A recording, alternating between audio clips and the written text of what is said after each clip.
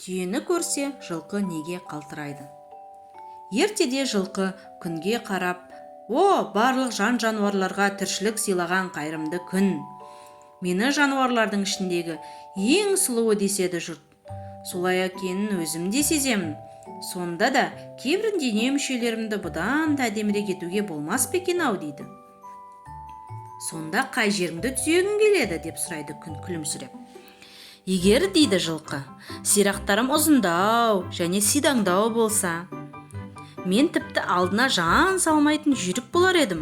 Мойным аққудың мойнындай болса, маған ол бұдан да әсем көрік берер еді. Төсім жалпақтау келсе, қазіргіден де алымдырақ болар едім.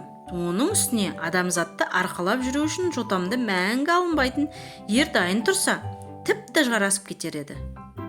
Жақсы, қалағаның болсын, сәл күте тұр деп күн жерге түйені түсіреді. Денесі алпамсадай, тұрқы арбиған жануарды көрген жылқы әрі қорыққаннан, әрі жиіркенгеннен қалшылдап қоя береді. Міне, сен қалағандай сидаң сирақ, аққудың мойнындай ұзын мойын, жалпақ кеуде, ері де дайын, осындай болғың келе ме деп сұрайды күн.